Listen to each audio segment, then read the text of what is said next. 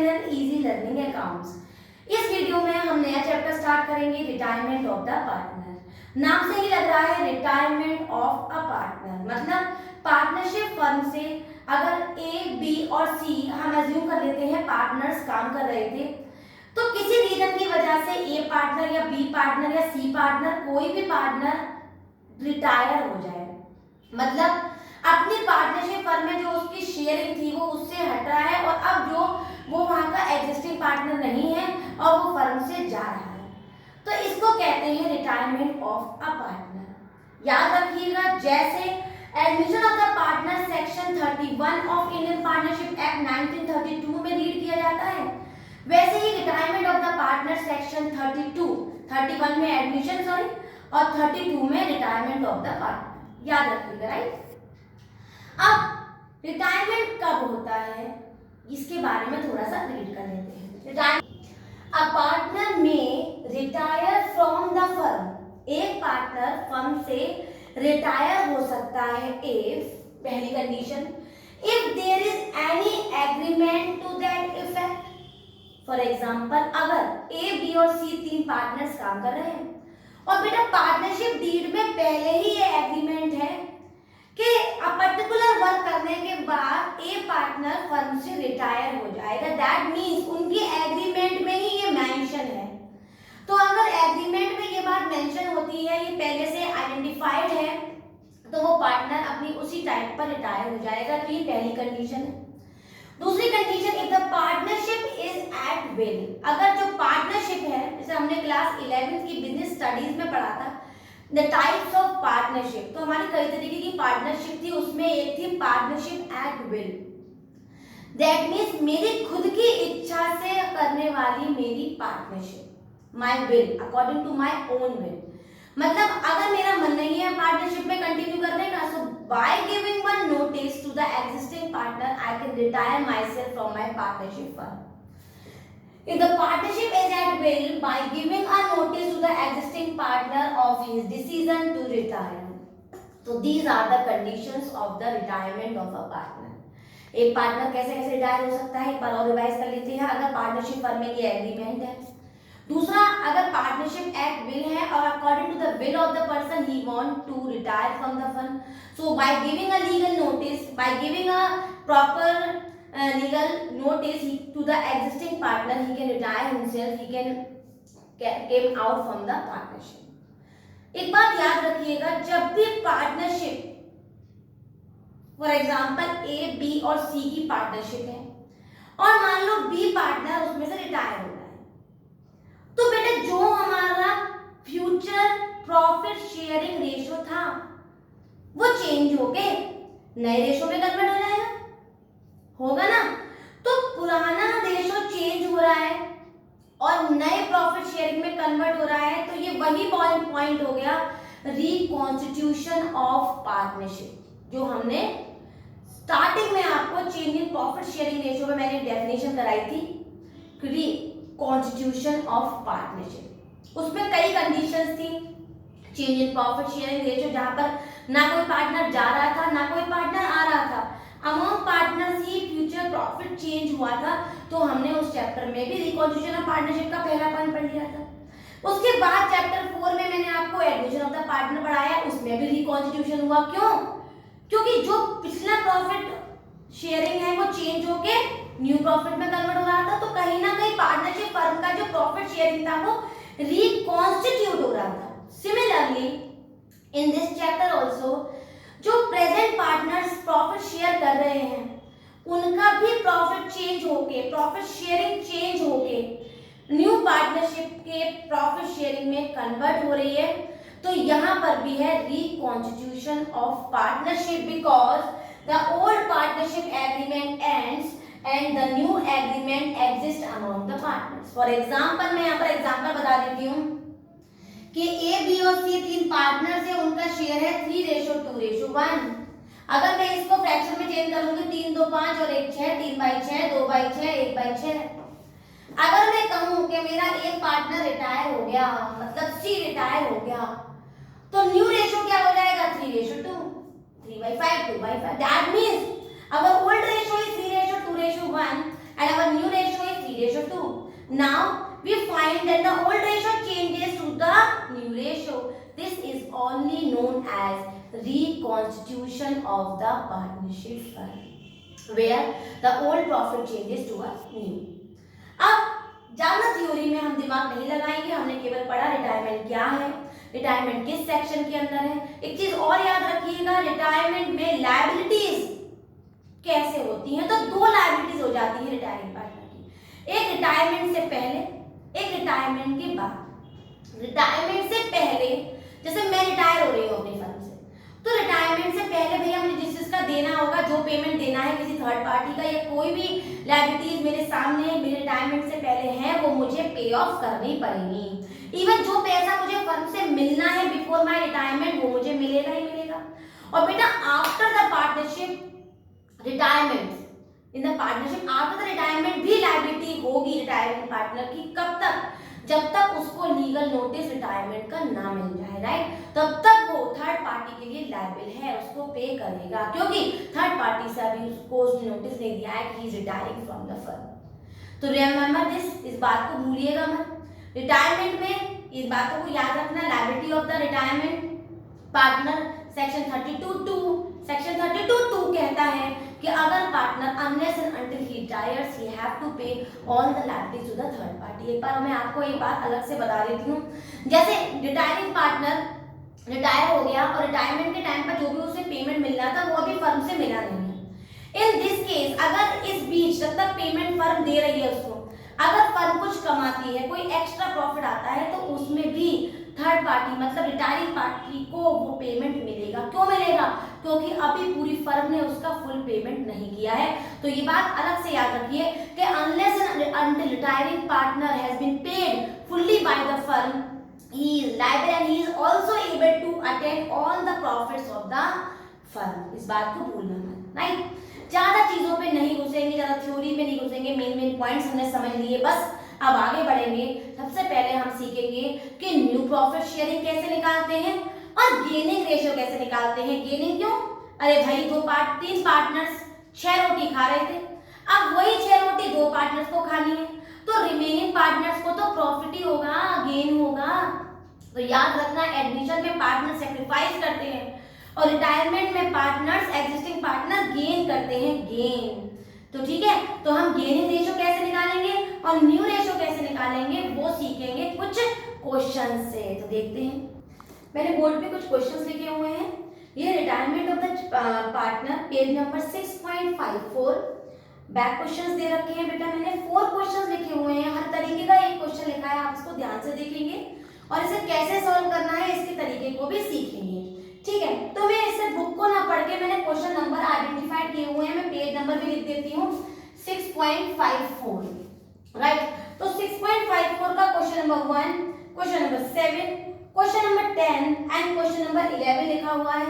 इससे बेस्ड लगभग सारे क्वेश्चन हैं। अगर आपको ये प्रोसेस समझ में आएंगे तो बेटा सारे पॉइंट्स में आप गेनिंग रेशियो और न्यू रेशियो कैसे निकालते हैं वो भी सीख लेंगे, राइट।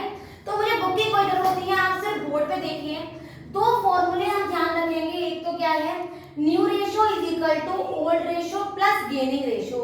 अगर मैं ओल्ड रेशियो में गेनिंग रेशियो ऐड कर देती हूँ तो मेरा क्या निकल के आ जाएगा, न्यू रेशियो, राइट। और gaining ratio is equal to new ratio minus old ratio. अगर मैं न्यू रेशियो से ओल्ड रेशियो को माइनस कर दूं तो मेरा जो आंसर आएगा वो क्या आ जाएगा, गेनिंग रेशियो। क्लियर है बेटा? जैसे मेरे पास पहले 2 लड्डू थे, अब मेरे पास 3 लड्डू हैं, तो मैं गेन कैसे निकालूंगी, आज के 3 लड्डू में से 2 लड्डू को माइनस कर दूंगी, 1 लड्डू का मुझे गेन आ जाएगा। तो इस तरीके से सिस्टमैटिकली इनको तैयार करेंगे। क्वेश्चन नंबर 1 देख लेते हैं, बहुत ही इजी क्वेश्चन है, बहुत ध्यान से देखिएगा, मैं एक एक करके सारे क्वेश्चन का सॉल्यूशन आपको यहाँ बताती जाऊंगी, राइट।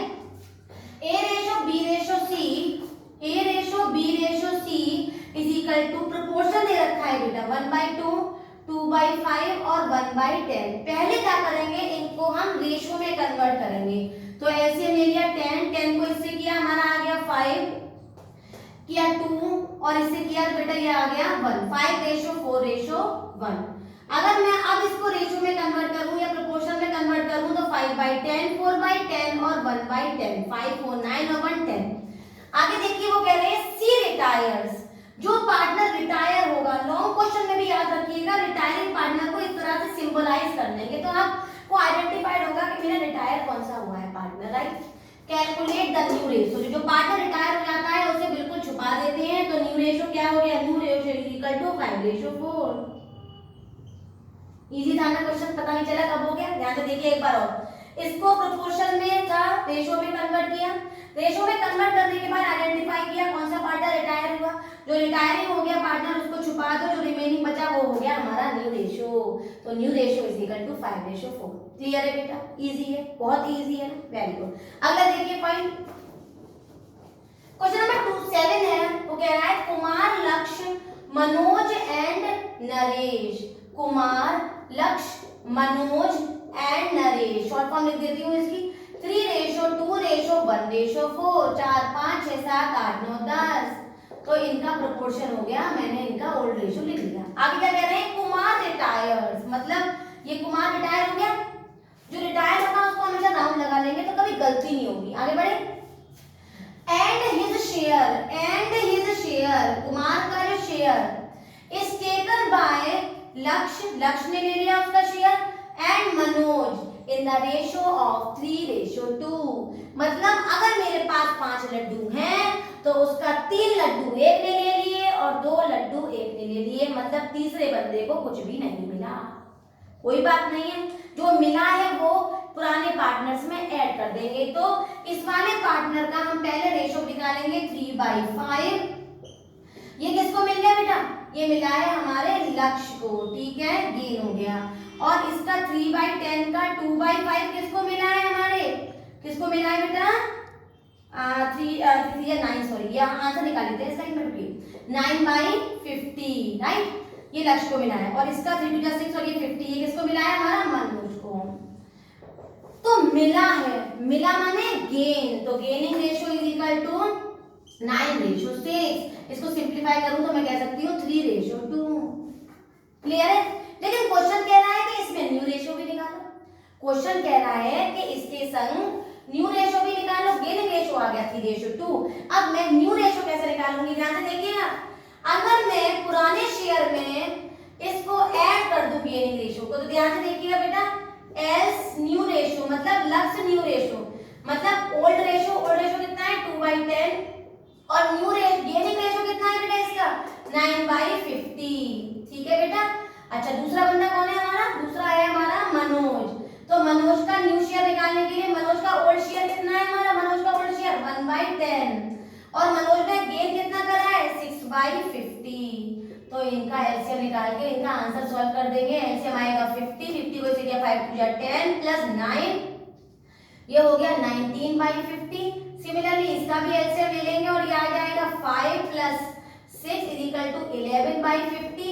तीनों को कंपेयर करेंगे बेटा, L ratio M ratio N, तो तीनों का रेशो आ जाएगा हमारा 19/50, दूसरा 11/50 और तीसरा पार्टनर का नाम जो उसको बिल्कुल कुछ नहीं मिला वो क्या है हमारा 4/10। तो आंसर आ जाएगा बेटा 19:11:20 इक्वल टू 19:11:20। एक बार और समझ लीजिए इसको।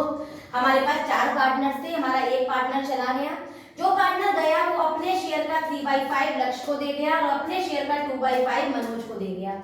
इसी के शेयर की वैल्यू निकाल लेंगे, गेनिंग रेशियो आ जाएगा 3:2। अब फॉर्मूला यूज करेंगे, new ratio is equal to old ratio plus gaining ratio. तो ओल्ड में मैंने गेनिंग को ऐड किया तो लक्ष्य का न्यू रेशियो आ गया, ओल्ड में गेनिंग को ऐड करा नरेश का न्यू आ गया, और सिमिलरली मेरे पास मनोज का आ गया। नरेश का कुछ भी नहीं था तो मैं नरेश का सेम टू सेम लिख दिया, तीनों को कंपेयर किया, आंसर आया 19 11 20। तो क्लियर हो गया ये पॉइंट्स। अगला पॉइंट देखिए, नेक्स्ट क्वेश्चन देखिए, P ratio Q ratio R is equal to 7:5:3। मैंने लिख लिया 7:5:3, 7 5 और 5 10 11 5 11 15 7/15 5/15 और 3/15, राइट। आगे कह रहे हैं P रिटायर्स, जो रिटायर हुआ मैंने उस पर राउंड लगा लिया, राइट। आगे कह रहे हैं ratio between Q and R, जो Q एंड R का रेशियो है नया वो बिल्कुल वही है जो पहले P और Q का था। सब आंसर तो इन्होंने ही निकाल दिया। जो P एंड Q का रेशियो पहले था वो अब Q और R का है, तो हमारा न्यू रेशियो हो गया, new ratio is equal to 7:5। इन्होंने कहा कि आज के Q और R का वही रेशियो है जो पहले Q और किसका था, क्यू का। तो पी और क्यू का पहले रेशो 7:5 था, तो अब हमने उसका भी 7:5 आंसर मान लिया। अब मैं क्या निकालूंगी, गेनिंग रेशो। तो ये हो गया हमारा 12 और ये हो गया हमारा 12। गेनिंग रेशो निकालने का तरीका देखिए, गेनिंग रेशो का फॉर्मूला होता है new ratio minus old ratio. तो न्यू रेशो किसका निकाल रहे हैं बेटा हम, क्यू का। तो क्यू का न्यू रेशो क्यू का gaining ratio is equal to, Q का न्यू रेशो कितना है 7/12 और बेटा हमारा ओल्ड रेशो क्या है 5/15। सिमिलरली हमारा दूसरा बंदा कौन है, आर का गेनिंग रेशो निकाल रही हूं। तो आर का न्यू रेशो कितना है 5/12 और इसका ओल्ड रेशो कितना है 3/15। एलसीएम ले लेंगे बेटा, एलसीएम आ जाएगा 60 को इससे किया, ये आ गया हमारा 5 और 5 7 जा 35 माइनस ये आ गया 4 और 5 4 जा 20, मतलब ये आ गया 15/60। सिमिलरली हमने दूसरे का एलसीएम लिया, 60 आया, 60 को इससे किया 5 5 जा 25 माइनस 4 किया 12, इसको माइनस किया तो ये आ गया हमारा 13। तो आंसर हो गया 15:13। ये हो गया उनका न्यू रेशो। बहुत इजी क्वेश्चन था। न्यू रेशो उन्होंने कहा कि वही है जो पहले पी और क्यू का था, तो न्यू रेशो हो गया अपने आप ही बाय डिफॉल्ट 7:5। इनको हमने प्रोपोर्शन में कन्वर्ट किया और अपना फॉर्मूला लगाया gaining ratio is equal to new ratio minus old ratio. तो आंसर आ गया 15:13। अब नेक्स्ट क्वेश्चन देखते हैं। लास्ट क्वेश्चन है, ध्यान से देखिए।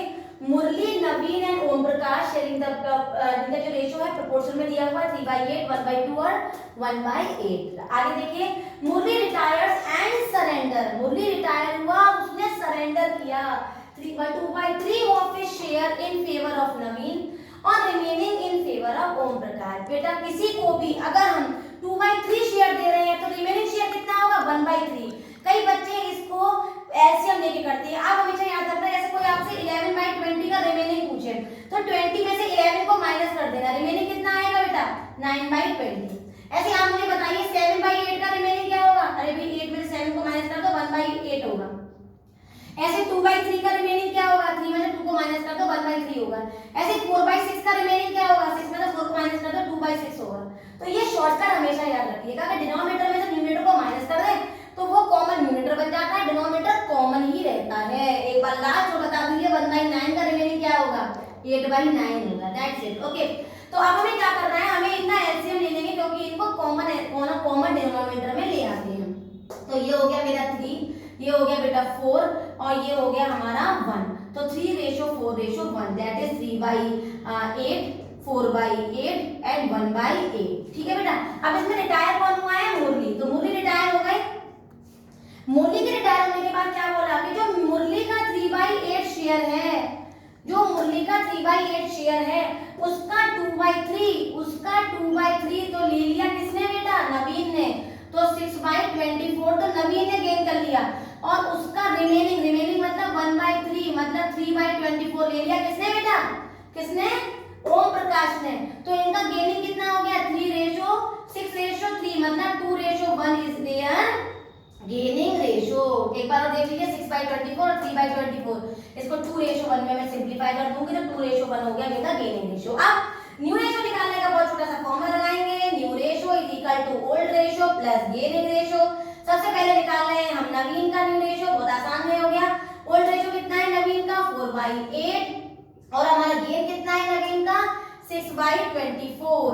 ऐसे दूसरा बंदा कौन है, ओम प्रकाश का न्यू रेशो कितना है हमारा 1/8 और इसका गेन कितना है 3/24। ऐसे ले लेंगे बेटा 24 को 8 से किया हमारा आ गया 3 और 3 4 जा 12 प्लस ये आ गया हमारा 6 इज इक्वल टू 18/624। सिमिलरली दूसरे का भी 24 ऐसे 24 को 3 प्लस आ गया 3 is equal to 6/24, 18/24 and 6/24 is equal to 3:1। तो 6 3 जा 18 होते हैं, तो 3:1 इज द न्यू रेशो। इस तरह से कई क्वेश्चन है उनको सॉल्व करिए। 12-13 क्वेश्चन बैक में दे रखे हैं, सबको सॉल्व करिए। नहीं आए तो बेटा कमेंट करके बताइए और वीडियो समझ में आई हो, क्लियर हो गए हो तो मेरी वीडियो को लाइक करें, शेयर करें और सब्सक्राइब करें।